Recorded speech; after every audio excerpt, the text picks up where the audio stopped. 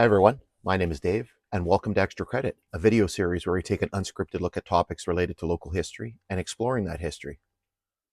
All right, so as we normally do at the start of every episode, just a quick reminder to visit my website. You'll find a link in the description there. You're going to find all kinds of content related to the topics we take a look at in this video series and then some, including a section for extra credit.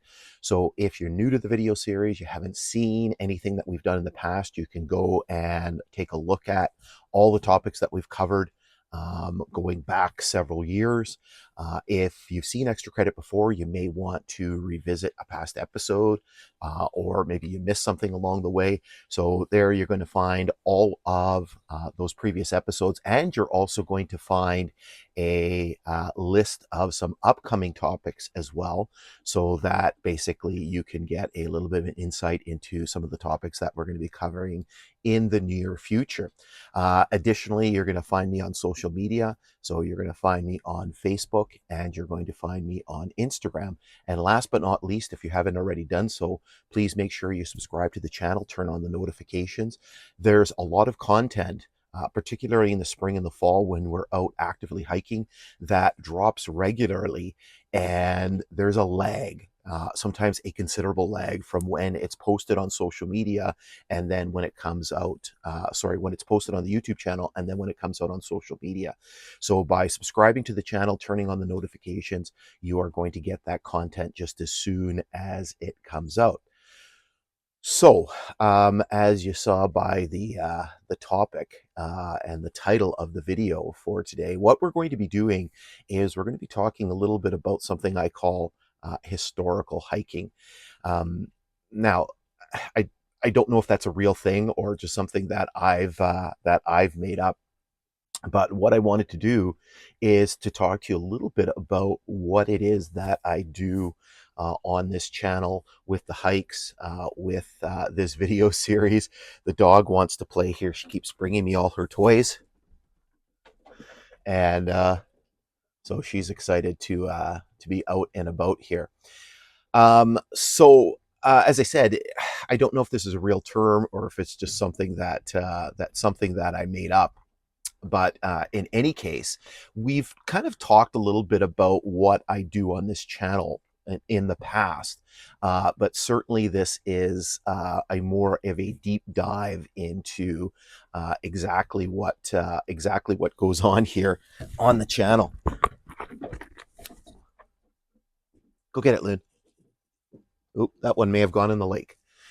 Um, a little bit of Luna entertainment here. It's a very crisp morning here at the lake, here at camp. I actually had to put a little bit of a jacket on because just standing here in a t-shirt was a little cold. My hands are cold. If you do notice me looking down a little bit, it's because this is an unscripted video series, so essentially I don't use any notes or anything like that because of the nature of this, and there's so many things to talk about.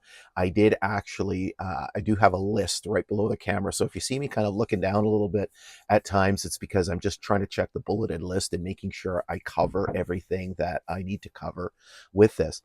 So in any case, let's jump into this. Historical hiking, what do I mean by that?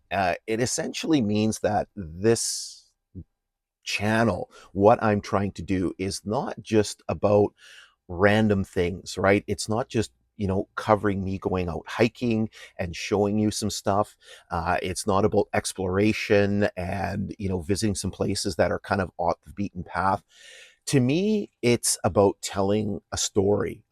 It's about the history of these places, right? So again, it's not just a matter of showing people what these places are, where they are, um, you know, what you see at these places. It's about telling a story. I want people to understand the backstory to all of this, and so there's much more than just actually getting out into the outdoors, the hiking, the exploring.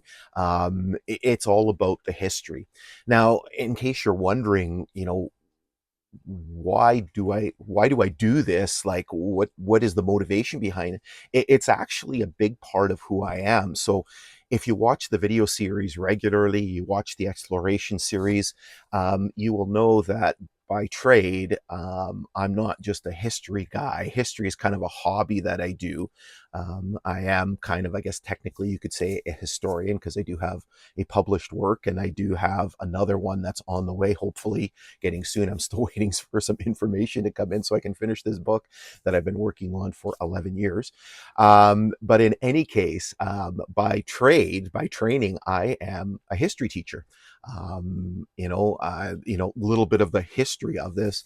I actually graduated from university back in 1996, so a little bit of historic antidote there.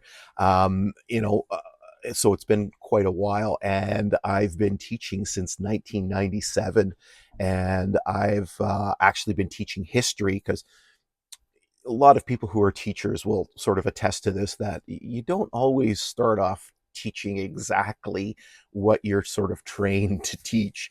And so when I first got hired, I was teaching tech and religion, which seems like a kind of an interesting mix. And so I actually didn't start teaching history until 2000. But since then, I've been teaching primarily history, a little bit of geography, a little bit of civics, thrown in there, one possible English class in there as well. And in any case, I have been teaching history. So teaching is a big part of who I am and what I do. And so again, for me in the classroom, I'm trying to teach young people about various topics in history.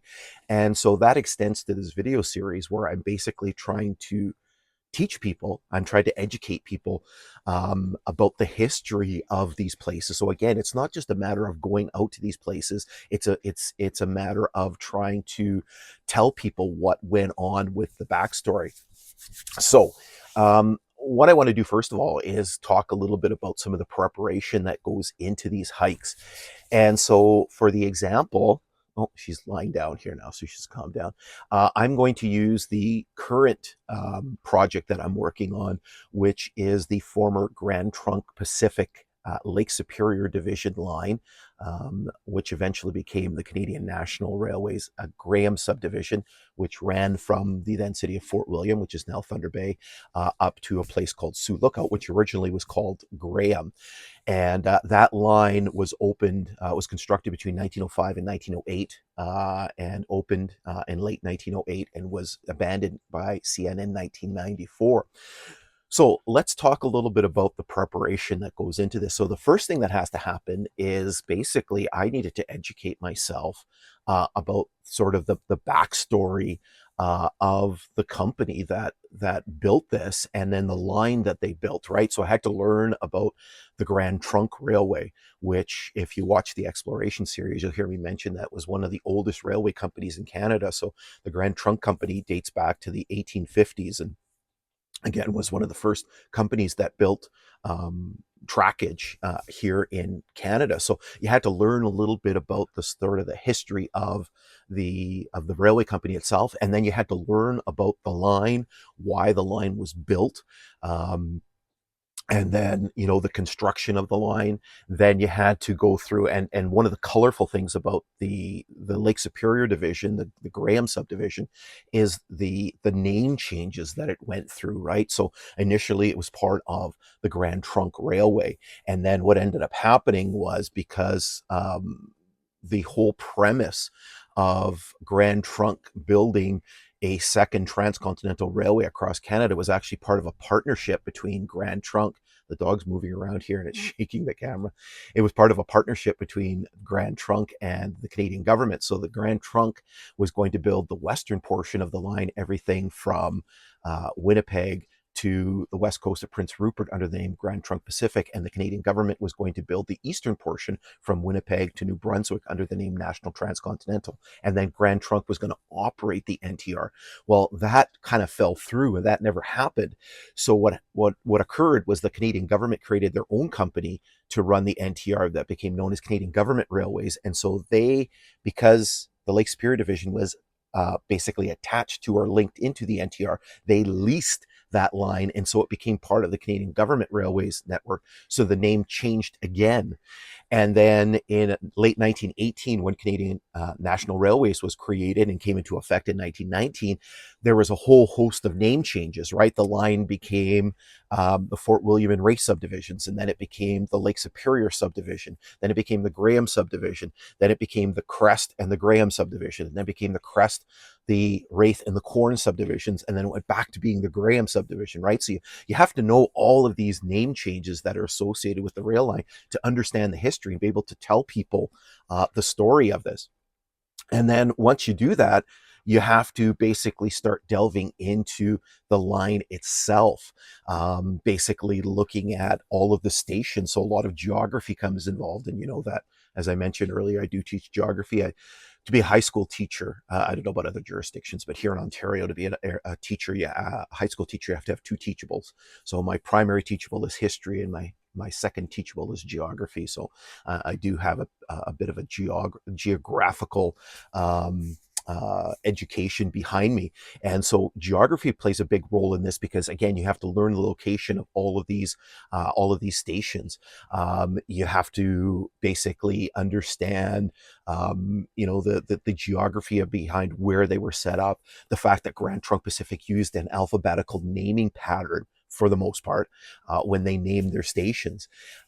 You have to understand, the history of every station, right? So, the fact that some stations were added, there were stations that were deleted. There were stations that's name changed. I already mentioned Graham, which became Sioux Lookout, and the name Graham was then moved to a station that was known as Knowlton, and that became Graham. And Graham is a very popular place. There's a lake. That originally had a different name, and you're going to hear about that in the exploration series, and then eventually became Graham Lake.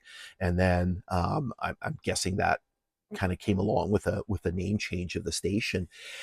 And then you're looking at things like census data, right? And so you can actually see who is, keep an eye on the dog here, who is living at each station during that particular period in time. So you're poring over that station, that data, and then you're kind of going, what's with the huge spikes in numbers, or what's with the low numbers, right? So a lot of things that you're taking a look at.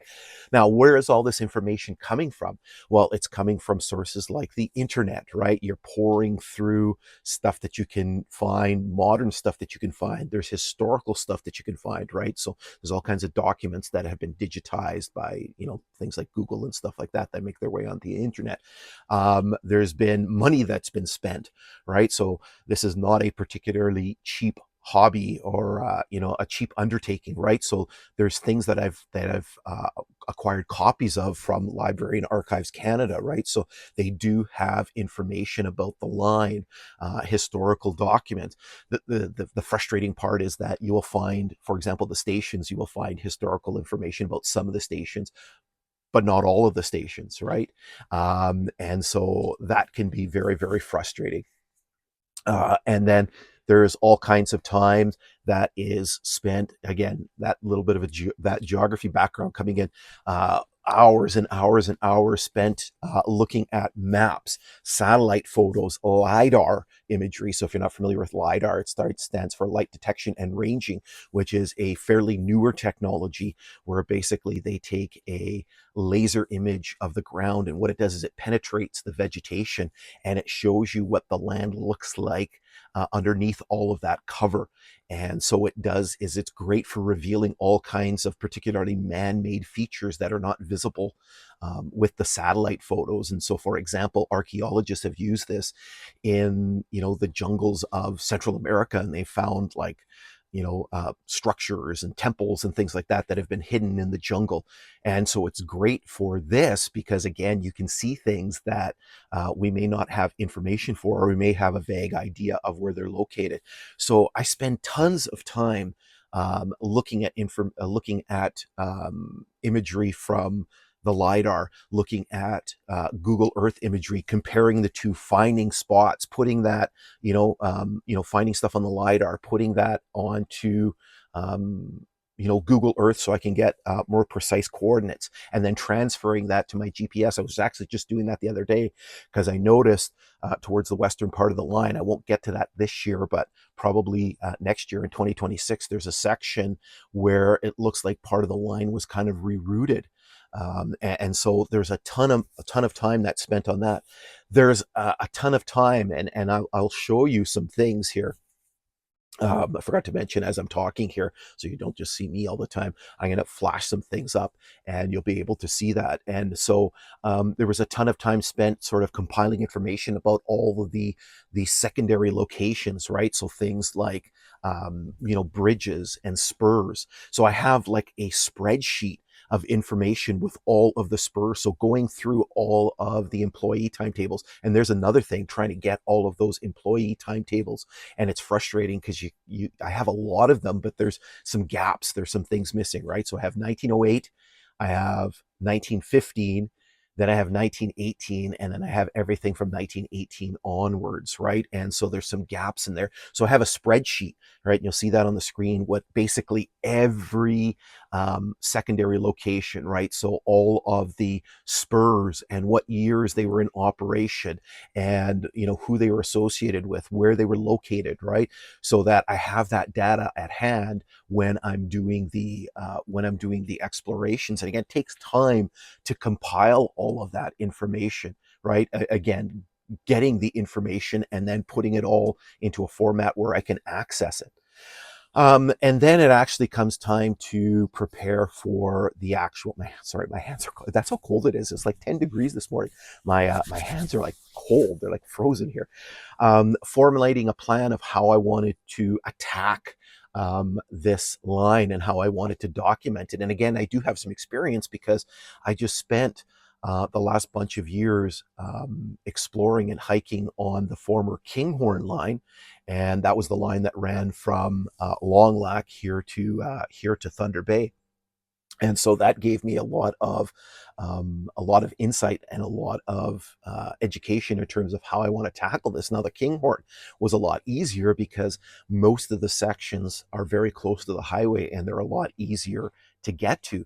Now with the Graham line, it's way more challenging because it kind of goes off the beaten path. So the first sort of bit isn't too bad, but then once you get past Linco Station, which is just to the west of Wraith, and again, I'll show you this sort of on the map, it just veers right off the highway, and it makes it very, very difficult to get into some of these areas. So for example, between Linco and when you get up to just east of Valora Station, you basically have a road access by Larson. So there's a big sort of gap between Linco and Larson.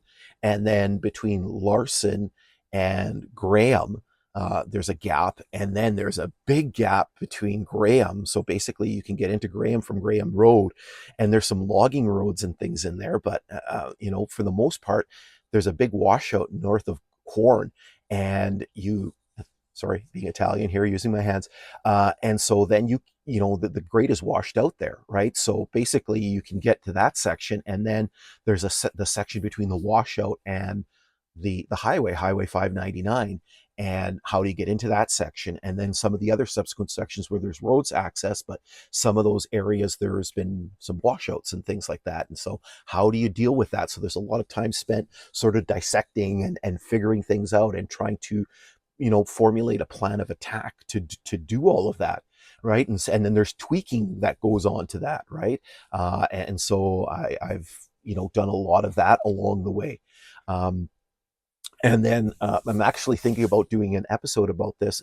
In another part of the preparation for the hikes is staying in shape. I bike these sections, and one of the challenges with this line compared to the Kinghorn is the sections are much longer. So on the Kinghorn, most of the sections were anywhere from about 3 to 5 miles in length, which was manageable, right? And so basically, you're doubling that, right? Because you're going in one direction and you're, coming back the other way. Well, on this line, on the Graham line, some of the sections as we move to the west are much longer, right? The sections now are anywhere from 7 to 11 miles. I actually did this past spring, I did the longest section on the that I'm going to do, which was 11 miles. And that one was between just past Linco, so from Dog River Road up to close to Kelly, and that was 11 miles. So basically, that's 22 miles. So it was like ended up being like 39 kilometers or something like that. That's a lot of biking, and so it's necessitated a sort of not, not that I didn't take my physical conditioning seriously before, but now I'm not a young guy anymore. I'm in my 50s, uh, and so what I've had to do is put a lot more effort into trying to stay in shape, right? And again, we'll talk about that in a subsequent episode. So now that brings us to the next section. And so when you're doing these historical hikes, you need all of the gear necessary to actually to execute the hike and then record all this information. So there's a lot of sort of gear that goes along with this, the cameras. And so I recently just bought another GoPro camera, right? I upgraded a little bit. I bought sort of the previous model. I bought a GoPro Hero 12. And the reason why I didn't go to the newest model, which was a 13, probably coming out with a 14 this fall, is because I already had a 9 and 11. Previously had a 7, which I gave to my son. And the problem with that is with the 13, they changed the battery. So by staying with the 12, I could use all of the batteries that I already have. And I do have quite a collection of batteries because you tend to burn through them when you're doing the hikes, right? Because, especially these longer hikes, you're using up a lot more battery than you have in the past. The GPS, last year I bought a new GPS. I did a review on the GPS, and that's been very handy having that new GPS. And because one of the things that I'm doing, again, historical hiking, is that I'm not just going to these places, I'm recording the information. The dog's lying down again, shaking the camera, and I'm recording the information, right? Because again, it's about creating a historical record. I want people to, in the future, to be able to look back and be able to learn something about these places, see where these places are, access the data. So probably a lot of this stuff will end up at the Thunder Bay Museum, right? And so there'll be all this GPS data, where all the bridges, the stations, the specific things at the stations, signage, stuff like that. That'll all be recorded. And so I need the GPS to be able to record that data. And then as we're going to see, then that information gets transferred onto the computer and computer files. The bike, right? I've actually gone through several bikes. I did buy a bike back in 2000 when I started doing some of these explorations by bike. And then a couple years later, I upgraded, bought a new bike. And then the upkeep on the bike. I just was out a few weeks ago actually filming a episode of Extra Credit. And before I went to go out, I noticed I had broken a spoke on the back wheel, and I had done that previously in the spring. And so talking with the fine folks at Fresh Air Experience, where I bought my bike and where I bring them for maintenance, it was like, maybe the spokes are starting to fatigue, so I'm going to have to bring the bike in probably in September and get another tune-up and possibly replace all of the spokes in the back, because I don't want them breaking while we're doing the hike. So there's the bike, there's the trailer that I use for Luna, right? Because obviously she's a big part of the hikes, and these hikes are getting longer, and we want to try to not kill her because she's not a young lady anymore. So she is 7, and we want to make sure that she's taken care of. So then there's the bike, and there's been a few glitchy things with the bike this year that I've had to deal with. I've started taking the metal detector with me, and I bought a metal detector a whole bunch of years ago when I was doing the work for the book that I'm working on the Gunflint Lake Superior Railroad. And so I've been bringing that with me because obviously we want to be able to use it if necessary, if there's things that we need to look up, trying to find water tanks and things like that. So, there's all this gear that you have to have, and it's got to be maintained, and make sure that it's in working order. Now, another thing that we've been doing, and we actually just filmed September's episode. So this is October's episode. So September's episode is going to be one of our Getting There series episodes. And basically, we drove up to a place close to a place called Silver Dollar to get onto the railway grade. And what we were doing was we were doing a reconnaissance. We were doing a scouting. And that was one of the lessons that I learned from doing the Kinghorn hikes, is that it is so much better when you've actually seen the area before, where you know where things are and you have a real big heads up. You're not sort of flying into things blind and you have no sort of idea what's going on. And so I've been I started this last year, and then I've continued this year, and I will continue on with that next year, is basically going to take a look at these locations and these places and essentially trying to gain information and knowledge about them before I actually go out and hike them. And again, it just makes things a lot easier. I record a lot or as much of the GPS data as I can, so that is already in there. I don't have to do that while I'm doing the biking, which saves time, because again, the sections are so much longer while we're hiking them. And you know, the last hike that I did, sorry, the pump is running here for the we have a well here at camp, but the hoses and things like that are connected to a pump, and so the pump just decided to click on here. A few moments later. Okay, so now that that's over with, again, we get all this information. We can spot problem areas, things that, spots that I know there might be an issue with when we actually comes time to do the hike, or when we're trying to drive into the hike, et cetera, right? And then, like I said, it just puts us in a much better position to actually execute the hike. So that brings us to the part where we're actually going to execute the hike. And so there's a lot of preparation work that goes into that. There's a lot of thought that goes into the actual day of the hike.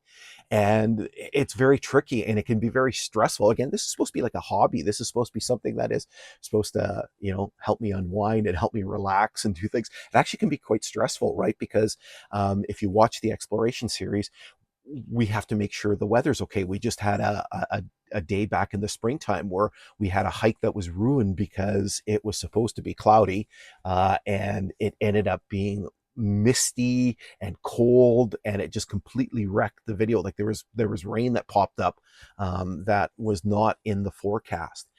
And so there's a lot of checking of the weather, right? Ideally, we want sort of those overcast conditions where basically it's not super dark, but it's not really super sunny, right? So because then you get sort of problems, especially if there's sort of heavily wooded areas, or if there's rock cuts, and that really plays with the lighting, and it creates not a great sort of video experience. You can't really kind of see what you want to see.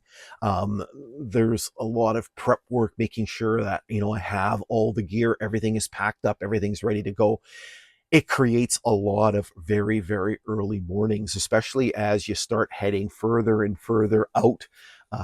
You're getting up. Like I just did that exploration hike last week, and I was up at 4:45, and I left my house at 5:45, and it was over a 3-hour drive to get to the railway grade. So you're talking about some huge distances that are involved, and it makes for some very long days, makes for some very long drives. And again, the sections are longer. So the last exploration hike that we did, which was the one between Newmack Road and the Firesteel River, I left, I left my house at 6 o'clock in the morning, and I didn't get home until 6 o'clock in the evening. The scouting hike that we did last week, again, I left the house at 5:45. I didn't get back until after 10 o'clock at night. So it makes for some very, very long days. It makes for a lot of driving. Now, once we're done the hike, basically then the work doesn't stop because there's a whole host of things that have to happen. Basically, the first thing I do is I'm getting home, I'm loading all my gear, and I start right away with downloading all the videos, right? So all the videos have to come off of the camera. Basically, because sometimes I have multiple cameras, right? We use one camera when we're actually doing the biking, and then I use another camera to do all the handheld stuff, right? When we're going underneath the bridges and trestles and things like that, etc. Right? So I got to take all those off. Those go all to one file. I've got to download all of the GPS data, and then that all has to be organized, right? So you basically have to take just the raw stuff that I've put in there. It needs to be, the names have to be changed, and it has to, icons have to be changed. So that can be very, very time consuming.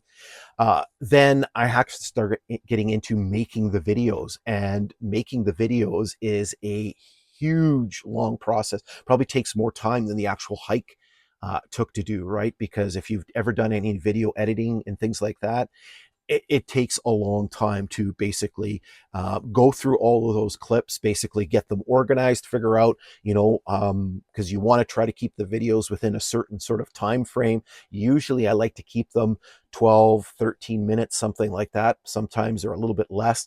There's times where they're even longer, right? Sometimes you're into the 15, 16, and sometimes 20 minutes, right? Because you're trying to cram a lot of stuff in there. You don't want to make into two separate videos, right? So there's a lot of time that goes into that. Even though I've got a good computer, it takes time to render the files. Then you have to upload the files onto the YouTube channel, right? So this is a process that takes hours and hours, and it plays out over days for it all to happen.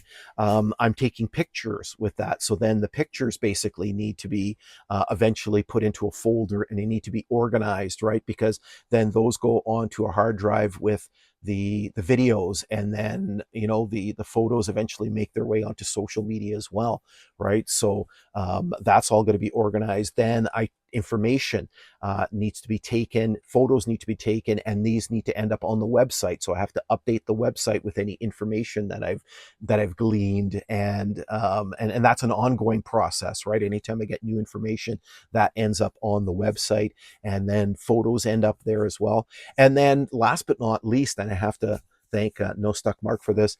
He was the one that inspired me to do this. Basically, had sent a comment to me back in 2000 and said, like, how far do you drive for these hikes, etc. So I started keeping track of all of the data, right? So basically how far I've biked or how far I've walked, how far I've driven, how many videos that how many videos in, for that hike that I've made, how many total minutes of video, right? So I have a spreadsheet with all of that information, which I'll show you here on the screen. So that data is all compiled, right? So again, that's nothing, it's not something that is going to end up, making its way into anywhere. It's just for my own sort of personal idea of how much time I've spent on this, right? I mean, tens of thousands of kilometers of driving over the years, right? That's a huge part of all of this.